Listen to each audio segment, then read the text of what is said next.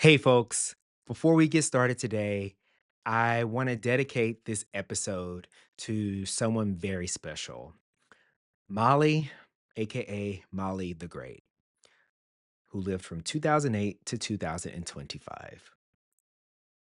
My golden girl, my shadow, my best friend. Hmm.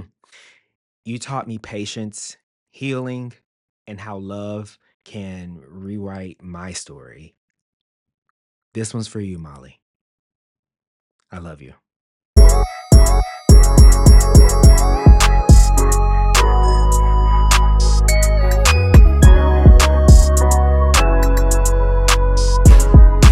Hey y'all, what's going on? You listening to Overruled, where we break down the law like it owes us money and serve weekly doses of justice, jokes, and legal side-eye. Prepare to dip into the cool waters of Overruled. I'm your host, Jay, and whether you are listening on your commute, your couch, or on your favorite hike, you already know we've got a lot to talk about. So guess what? We're not going to waste any time because guess what? Your time is expensive. Your time is valuable. It's time for issues on the docket. Let's get into it. Y'all, it's time to break down what's heating up in the courtroom streets. Headlines, lawsuits, and legal shakeups that matter, especially if you're Black, brown, queer, or simply trying to make it. Show of hands, if you're trying to make it through this system with your rights intact, this is it for you. Let's go. Hit it! Now, our first story comes from reporting done at The Guardian back in April. Now, the issue here was surrounding Harvard University. Harvard has already been in the news, if you all have been keeping tabs, seemingly making good trouble, right? And doing that by standing up to the Trump administration regarding DEI efforts, which subsequently got rebranded by the institution recently. So, yeah. This time, however, the U.S. Department of Education has launched an investigation into Harvard University and the Harvard Law Review over allegations that they consider race when selecting articles and editors, potentially violating federal civil rights. Okay. At the center of this is the claim that the Harvard Law Review, one of the most prestigious student-run legal journals in the country, favors submissions from scholars of color and offers editorial positions to historically underrepresented groups. Now, the Trump-aligned legal foundation, America First Legal, yes, the one founded by Stephen Miller, filed a formal complaint alleging that these practices amount to racial discrimination and violate Title VI of the Civil Rights Act, which prohibits discrimination in federally funded programs. This is rich coming from them, coming from this administration. Are you serious? All right, so in case you didn't know, Title VI was meant to fight segregation and racist policies. And now it's being used to try and dismantle inclusion efforts. What are we doing here, folks? The idea is that by giving any consideration to race, even to diversify perspectives, Harvard is somehow discriminating against white students. I can't say this hard enough. How do you discriminate against white students, white people? This follows the same logic the Supreme Court used to dismantle affirmative action in college admissions in Students for Fair Admissions versus Harvard back in 2023. Now, that energy is being extended to student publications. Shouldn't the students just be able to learn? Why are we politicizing their ability to become better journalists? Is it me? Or does this sound like weaponized equality? How did we go from fighting for representation to getting investigated or creating space at the table. Breaking news, DEI is not exclusion, it's expansion. But apparently, when marginalized people start leading the conversation, that's the problem. Has the currently crumbling Department of Education, you know that one, ever considered that just maybe the scholars, journalists, editors of color are providing a higher quality, more well-rounded product and just so happen to be of color? Sometimes, well, oftentimes, people of color are simply better. And that's regardless of DEI practices, preference, quotas, or whatever tomfoolery that this administration attempts to pigeonhole this particular situation into. So, if you're not frustrated just from everything I've mentioned here, let's just think here. Ask yourself, what happens when colorblindness is used to erase visibility?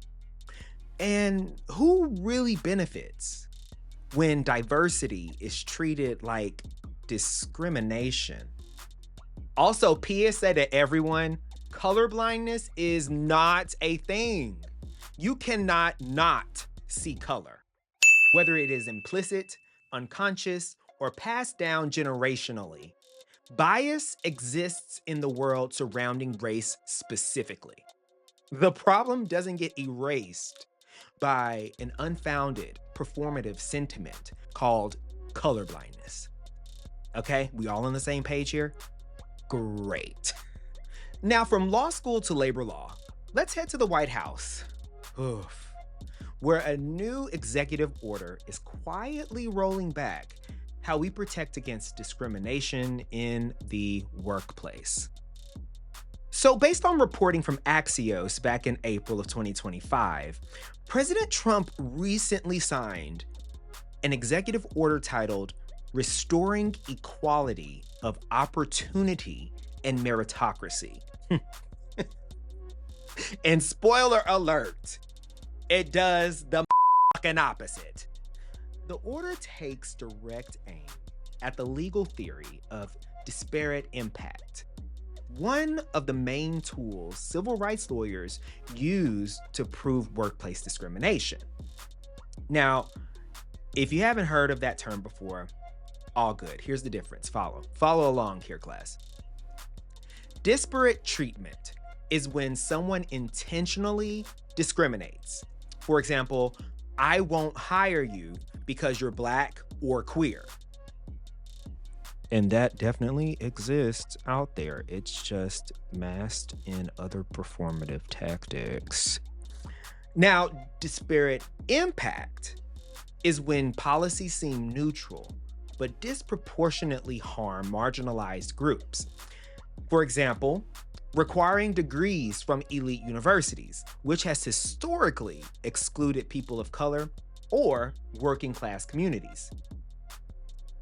This order by this administration essentially says that unless someone can prove outright intent, claims of bias won't hold water. In other words, if your boss is just following policy, even if that policy shuts out entire communities, y'all, it might now be legally fine to do. Excuse me? So, disparate impact has been protected under Title VII of the Civil Rights Act, which, if you recall, last week we touched on in the Muldrow versus St. Louis case, since the landmark Griggs v. Duke Power Company case of 1971, and it's how discrimination is often proven without a smoking gun. This executive order makes it harder for the Equal Employment Opportunity Commission, the EEOC, in case you didn't know that, and private attorneys to act on those cases. Are you surprised? Really? Are you surprised? Nope. You shouldn't be. Let's be honest here, folks. Oh, God. Most bias isn't loud or obvious. It's subtle. It's in who gets hired, promoted, mentored, or paid equitably or not. It's often dressed up under the guise that someone is lacking in a very specific area that many cases others who do not look like them also lack, but progress above others nonetheless. In my world, we call it falling upward.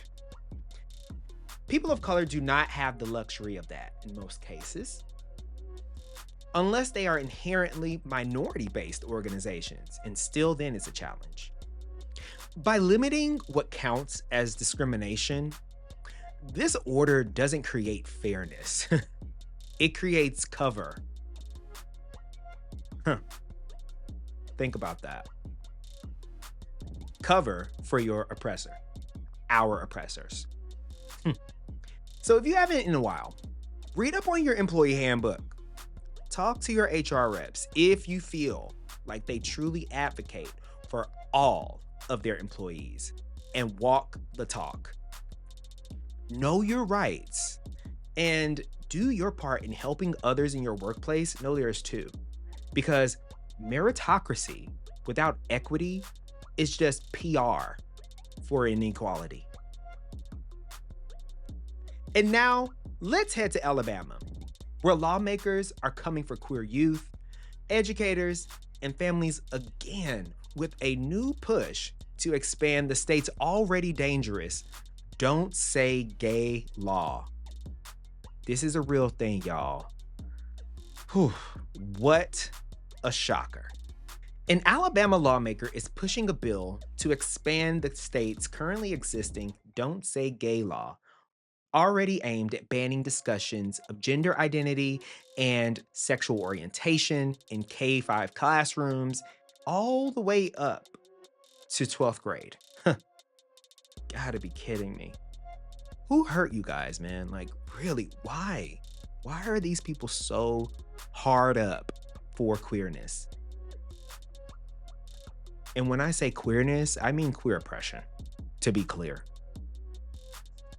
This would mean that in public middle and high schools, teachers and staff couldn't discuss LGBTQ plus topics at all. That includes everything from history lessons to supporting queer students to answering basic identity-related questions. If passed, it would also prevent school counselors from affirming LGBTQ plus identities or even acknowledging them in the first place. Do you guys see the issue here? Does this sound like another attempt to erase history, oppress and castigate an entire community of people? Bingo. Now, civil rights advocates argue this would violate both the First Amendment, free speech, and the 14th Amendment, which is equal protections under the law, by singling out LGBTQ plus students and staff for erasure. Now, supporters of the proposed bill expansion of the Don't Say Gay law, they claim it protects children from exposure to controversial topics. But what it really does is erase queer existence from education. That is what I call, my friends, a fact. So let's make it plain. This isn't about protecting kids. It's about legislating shame and demonstrating how little we value the queer community, our education system, and telling true pivotal stories that are a part of this country's very complicated fabric. It's about telling queer students, you don't belong here, and neither does your truth. And let's not forget, these kinds of laws don't stop with silence. They pave the way for surveillance, punishment, and violence. It only goes downhill from here. So we have to fight back. So if you're in Alabama, please be like J-Lo and get loud, okay?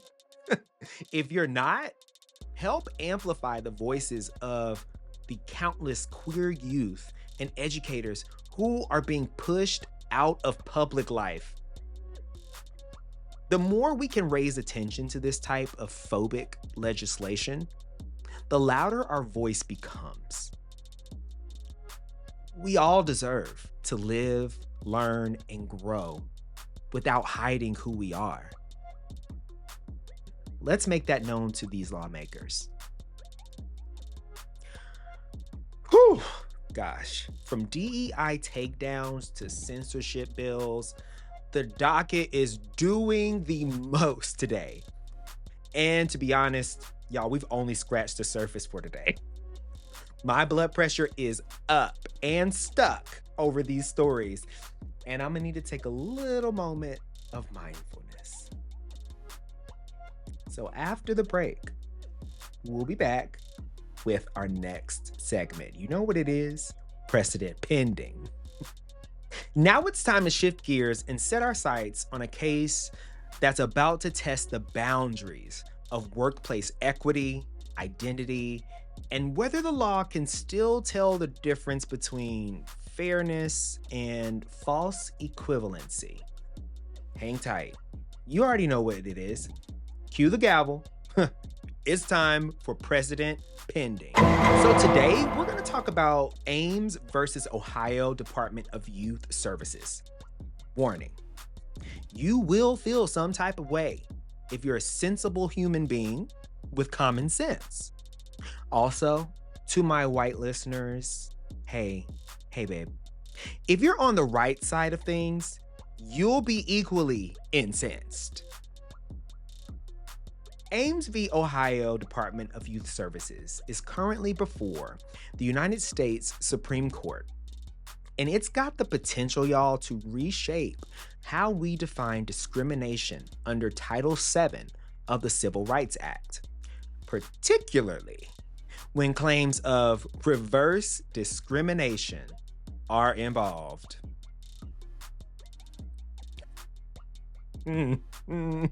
Reverse discrimination, y'all. They playing games. They are playing. But anyway, let's start with the basics. So, in this case, a white male employee, Daniel Ames, alleges that he was denied a promotion because of his race. Now, he claims that the Ohio Department of Youth Services prioritized racial diversity over his qualifications, effectively discriminating against him as a white candidate. Ohio, meanwhile, maintains that race played no improper role in their decision-making. The position went, surprise, surprise, to a black woman who they say was the most qualified candidate, period. But Ames? No, he doesn't agree.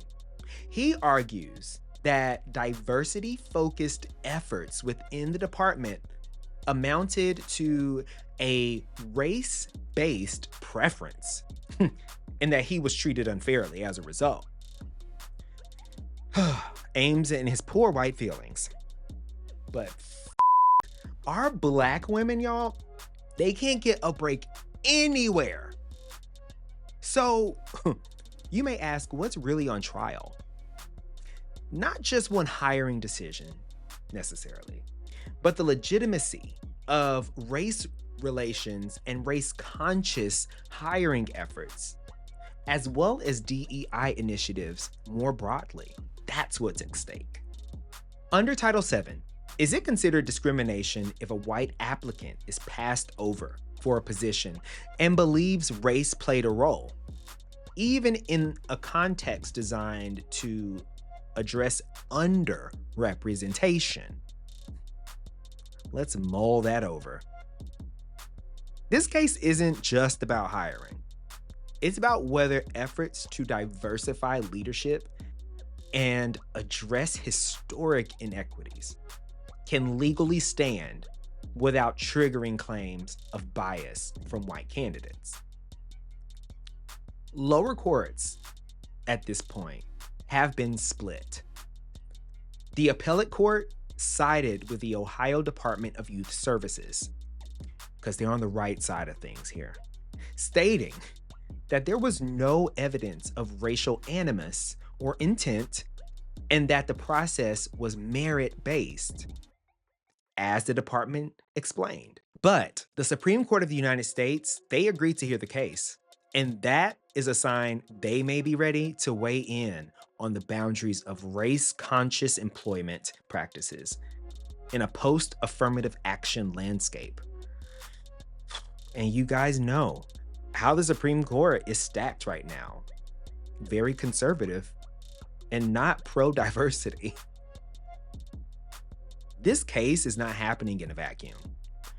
It follows the Supreme Court's decision in Students for Fair Admissions versus Harvard in 2023, which, if you recall, ended affirmative action in college admissions, citing the need for race neutrality. There's a slow progression of these changes taking place across the country. Keep up. If the Supreme Court of the United States rules in favor of Ames, it could signal a shift towards stripping DEI from the workplace entirely, especially if the ruling narrows what's considered a lawful diversity initiative under federal law. It could also open the door for more reverse discrimination lawsuits, which is a term that I place in the same category as reverse racism. These terms, y'all, particularly as it pertains to white people, are moot, non-starters. Simply put, a Black person cannot discriminate or be racist towards a white person when white people of the past created the framework of both discrimination and racism. Black people have never been the dominant or superior race in any capacity, ever in the United States. So the notion that a white person can experience reverse racism or some sort of reverse discrimination, as mentioned in this case, is nonsensical to me. Folks, the implications of this case, if the Supreme Court sides with Ames, will only amplify the major freeze in efforts to promote racial equity in government and corporate hiring. So, all right, listen, I know. I jumped ahead slightly on the topic of reverse discrimination, but there is no way I can just wait for the right time to speak on that. This term and concept in general has become the go-to narrative for dismantling equity. But here's the thing. Equity doesn't mean excluding anyone. Let me say it one more time for the people in the back, those idiots. Equity does not mean excluding anyone. It means repairing systems that were never built to include everyone in the first place. Now, I implore you to do your Googles, do some research on this topic. If you ever thought that the scales were balanced, fair, or equitable. This case is the legal version of why isn't there a White History Month? You have the entire year. You actually have Black History Month as well. The way you have monopolized it and put us in the back seat for your dollars. But I digress. It's the idea that when marginalized folks get a seat at the table in general, someone else must be losing out, rather than acknowledging that the table was never set fairly to begin with. The table should be big enough for everyone to sit. However, that's not how people who are proponents of Ames view the situation. And that, my friends, is sad. let's not confuse accountability with oppression. If a Black woman wins a promotion, it doesn't mean a white man was discriminated against. It might just mean that she was the best one for the job. Actually, correction. It means that she was better than that person based on the objective criteria. And a system finally gave her the chance to prove it. Y'all, this is a case to follow closely, not just for its ruling, but for how it's being framed, which is extremely dangerous. I encourage you, start asking questions about what merit really means in your spaces. Who defines it? Who gets to be considered qualified? And what stories are we not hearing when equity efforts are challenged? Oh, by the way, if the court rules against Ohio, it's a signal that the attack on DEI is moving from classrooms to conference rooms, and nobody's job, and I say again, nobody's job, identity or dignity will be safe from it. Okay, we've been serious. We've been hard hitting today. But now, let's take a quick little detour, a little reprieve, a little palate cleanser into the land of, wait, that's real? Welcome to Cite Me, Don't Fight Me, the part of the show where I hit you with legal facts that are bizarre, outdated, or just plain stupid. Think of it as your legal fun facts of the week, because apparently some lawmakers wanted to live in infamy for their decisions. Yeah, we'll just leave it there. So, first up, let's jump on over to Ohio. Now, in Ohio, in Marion, Ohio specifically, it is technically illegal to walk backwards while eating a donut. Girl, what? That's right. That's right, y'all. You can either moonwalk or you can munch on a glazed donut, but apparently not at the same damn time. Let's ask ourselves here a very critical question. Why? Why? The law was allegedly passed in the 1960s after a string of clumsy incidents downtown that ended with injuries and spilled jelly. Apparently in Marion, Ohio, public safety means choosing between your pastry and the direction you're going. All right, shout out to all the criminals listening. I kid. But in New Jersey, it is illegal to wear a bulletproof vest while committing a crime. Did you know that?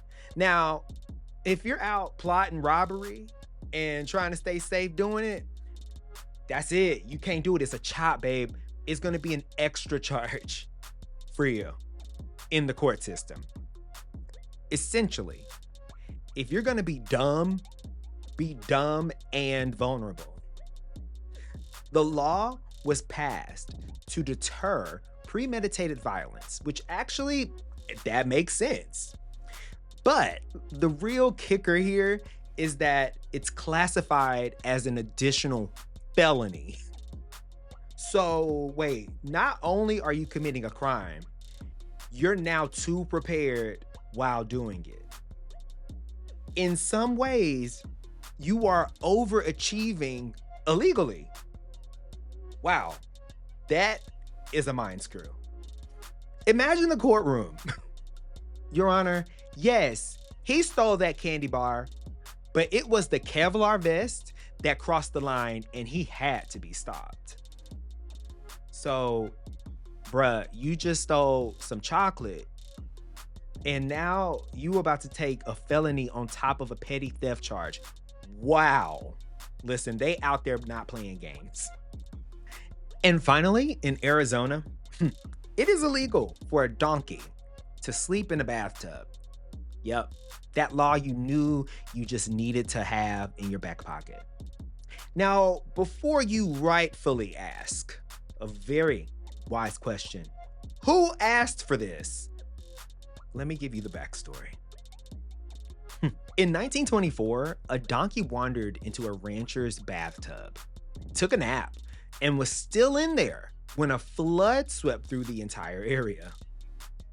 Now, emergency crews had to stage a full rescue op for this very, very relaxed ass. There's your free dad joke for today. The town passed a law to make sure it never happened again. So yeah, in Arizona, where asses are slipping and sliding all over the place apparently, the real danger isn't climate change. It's unsupervised donkey naps. All right. And instead of you saying thank you, I'll just say, you're welcome. Let's take a quick break. All right, y'all. So here's the thing.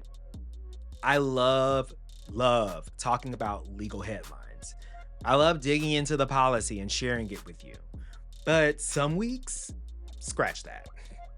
Every week, I need to let something off of my chest. Welcome to Objection, Your Honor, where I stand up in the courtroom of life and say, absolutely not. Sometimes it's about the law. Sometimes it's about life and my mental health. But today's objection, it isn't funny. It's not even really angry. Today's objection is to loss. You know that kind of loss. The kind that knocks the wind out of you and makes everything else feel like background noise. A few short weeks ago, I said goodbye to someone very, very special to me. My dog, Molly. Molly was my shadow, my little senior puppy, a constant companion. She passed away after a long, beautiful, and hard-earned life. And I'm still processing it. Molly lived for 17 years, which is incredible by itself. But I didn't meet her until she was 10. When she came into my life, she was a survivor of unthinkable cruelty. Chained to a tree, beaten, burned, ignored. Abuse somehow doesn't even give that justice. She had every reason not to trust another soul on this earth, y'all. But over time, slowly, gently, she did. I'll never forget the first day she gave me her signature look and then a huge smile. It was her way of saying, okay, maybe this is home and I can tolerate him.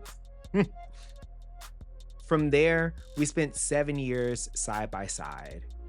Her following me around the house, waiting for me right outside of the shower, exploring the lavender and sage bushes in the backyard, and flashing that same megawatt smile that told me she was safe. Finally. Earlier this year, Molly began to slow down. Her body couldn't keep up with the way her spirit wanted to. And in April, we learned that she was in organ failure at the vet. We had to make an impossibly hard decision to say goodbye and give her peace. In those last moments, I wept openly, loudly, ugly. But somehow, Molly, even then, comforted me. She looked up. She gave me one last bright smile, as if to say, "It's okay. I'm ready." And then she went to sleep, surrounded by love. I got a memorial plaque made and placed it in her favorite spot in the garden. Surrounded by the flowers, she used to sniff and come in the house smelling like a tell sign of her adventures. Lavender, sage, rosemary, olive trees, and yeah, sometimes roses. I still lay fresh roses down every now and then. And I swear I can still feel her walking right beside me. My objection this week to loss, y'all, it's layered. Because even though Molly's not physically here, her spirit is all around me. In every room, every walk, every quiet moment in the yard. Loss, it hurts, yeah. But it doesn't erase love. It doesn't take away the joy or the memories. And it damn sure doesn't take away the bond. Molly, you were so loved. And I hope you felt it every single day. You were my best friend, my shadow, my golden girl. This episode is for you. So, to everyone listening out there, hug your furry friends extra tight for me whenever you hear this. Give them the love they deserve, especially the ones that came from hard beginnings similar to Molly.